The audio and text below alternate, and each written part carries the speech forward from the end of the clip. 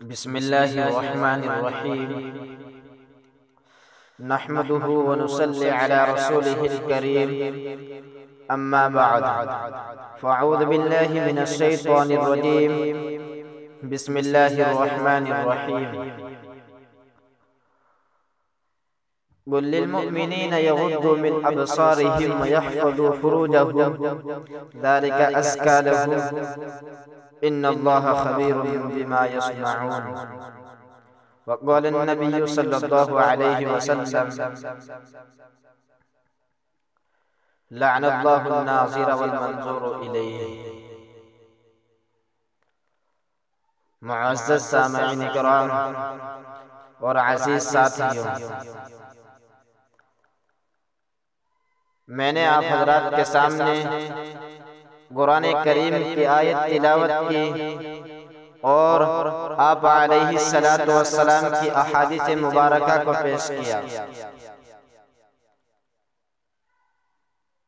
اس آیت کے اندر تمام مومنوں کے لیے ایک مکمل کامل پیغام ہے۔ مفسرین حضرات نے لکھا ہے کہ اس آیت کے اندر اللہ تبارک و تعالی نے تعظیم، تنبیہ اور تحدید کو بیان کیا ہے۔ تعظیم کو اس ابتدائی حصے میں بیان کیا، یعنی انسان کو ادب سکھایا گیا ہے کہ انسان کو جن چیزوں کا دیکھنا ان کے لیے جائز نہیں ہے تو انسان کو چاہیے کہ وہ اپنی نگاہیں نیچی رکھے،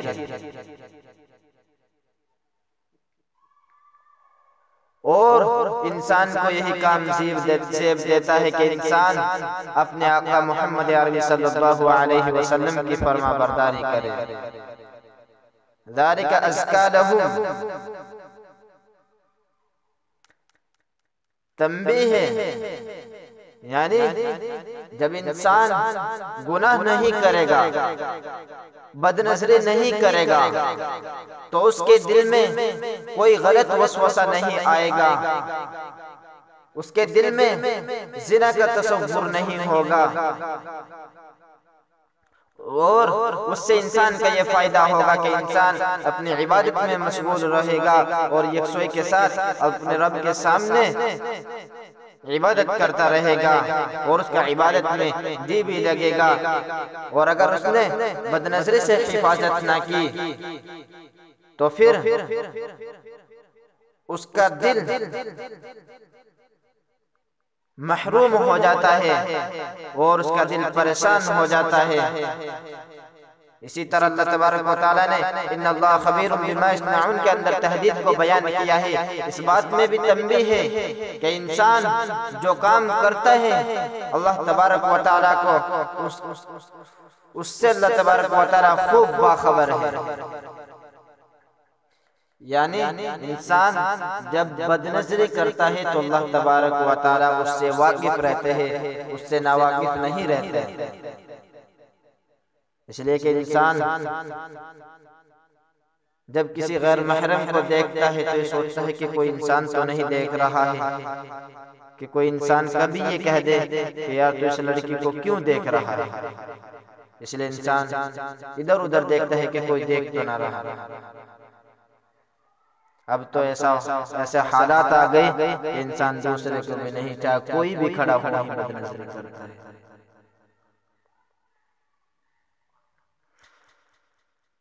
تو میرے عزیزوں،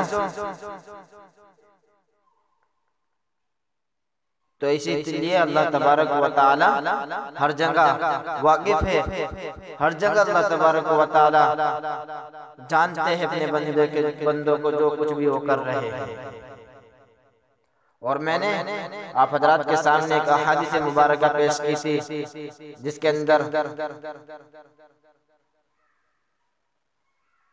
آپ علیہ السلام نے ارشاد فرمایا: لعن اللہ الناظر والمنظور الیہ، یعنی اللہ تبارک و تعالی نے ان لوگوں پر لعنت فرمائی جو دیکھنے والے ہیں اور ان دیکھنے والوں پر ہی نہیں بلکہ ان پر بھی اللہ تبارک و تعالی نے لعنت فرمائی جو دیکھنے کا موقع دے،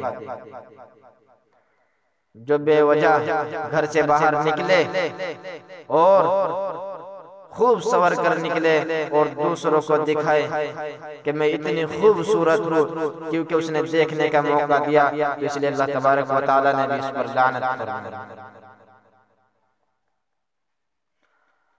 عزیزوں، شیخ زکریا رحمۃ اللہ علیہ فرماتے ہیں کہ بد نظری یہ تو بہت مجرب کی چیز ہے، بہت بڑی بات ہے کہ بد نظری کرنے والے کے جسم میں تعفن یعنی بدبو پیدا ہو جاتی ہے، اور بد نظری کرنے والے کے لیے بڑی عبرتناک سزا ہے۔ شیخ زکریا رحمۃ اللہ علیہ فرماتے ہیں کہ ایک آدمی کا آخری وقت تھا، اس کو کلمے کی تلقین دی، کہا اس سے کہ کلمہ پڑھ لے، تو اس نے انکار کر دیا۔ اس سے پوچھا گیا کہ کیوں انکار کیا، آخر کیا وجہ رہی؟ تو اس نے کہا کہ میں بد نظری کرتا تھا۔ کتنا بڑا گناہ ہے بد نظری کرنا، اور بد نظری یاد رکھنا زنا، بد نظری زنا کی پہلی چیز ہے۔ آپ علیہ الصلوۃ والسلام کا ارشاد ہے کہ آنکھوں کا زنا دیکھنا ہے، کانوں کا زنا سننا ہے، زبان کا زنا بات کرنا ہے، اور پیر کا زنا چلنا ہے، اور دل کی آرزو اور تمنا ہے شرمگاہ یا تو اس کی تصدیق کرتی ہے یا اس کی تکذیب کرتی ہے۔ امام غزالی رحمۃ اللہ علیہ فرماتے ہیں کہ بد نظری دل میں کھٹک پیدا کرتی ہے، اور کھٹک سوچ کو وجود بخشتی ہے، اور سوچ شہوت کو ابارتی ہے، اور شہوت ارادے کو جنم دیتی ہے۔ اسے معلوم یہ ہوا کہ زنا انسان تبھی کرتا ہے جب انسان کسی غیر محرم لڑکی کو دیکھتا ہے۔ اگر وہ کسی غیر محرم لڑکی کو نہیں دیکھے گا، اگر وہ کسی غیر محرم کو نہیں دیکھے گا تو اس کے دل میں زنا کا تصور بھی نہیں آئے گا، اس لیے کیونکہ جب اس نے کسی غیر محرم کو نہیں دیکھا تو اس کے دل میں بھی تصور نہیں آئے گا، اگر وہ دیکھے گا تو اس کے دل میں تصور آئے گا۔ اس لیے بد نظری زنا کی پہلی سیڑھی ہے۔ اس لیے کہ انسان، مثال مشہور ہے کہ جب انسان بڑا لمبا سفر کرتا ہے تو انسان جب پہلا قدم رکھتا ہے اس سفر کے لیے تو اس کا سفر اسی وقت سے شروع ہو جاتا ہے۔ اسی طرح جب انسان بد نظری کرتا ہے تو زنا بھی اسی طرح زنا بھی بد نظری سے شروع ہو جاتا ہے۔ تو اس سے معلوم یہ ہوا کہ بد نظری زنا کی پہلی سیڑھی ہے۔ جب آپ بد نظری سے ہی بچ جائے گے تو آپ زنا سے بھی بچا دے گا اللہ تبارک و تعالیٰ۔ میرے عزیزوں، صرف پہلی نظر معاف۔ اگر آدمی کی کسی غیر محرم پر ایک مرتبہ نظر پڑ جائے، اگر وہ فوراً ہٹا لے تو معاف ہے، اور اگر وہ اسے پتہ ہے کہ یہاں ایک غیر محرم کھڑی ہے اور پھر بھی اس کو دیکھ رہا ہے، ارادتاً اسے دیکھ رہا ہے، تو تب بھی وہ گنہگار ہوگا، چاہے وہ پہلی ہی نظر ہو، جب بھی وہ گنہگار ہوگا۔ عزیزو، ہم کو چاہیے کہ ہم بد نظری سے بچیں۔ بد نظری بہت بڑا گناہ ہے، اور بد نظری کرنے والے عموماً جلدی یا دیر سے اس کے مجازی میں گرفتار ہو جاتے ہیں اور مخلوق کو اپنا محبوب بنا لیتے ہیں۔ یہ عمل شرک خفی کہلاتا ہے، اور شرک ایسا گناہ ہے کہ جو اس نے اعمال کیے ہیں ان کو ضائع کرنے کا سبب بن جاتا ہے۔ جس کو کہتے ہیں نیکی برباد اور گناہ لازم۔ میرے عزیزوں، بد نظری سے توبہ کرنی چاہیے۔ دعا ہے کہ اللہ تبارک و تعالی مجھے اور آپ کو بد نظری سے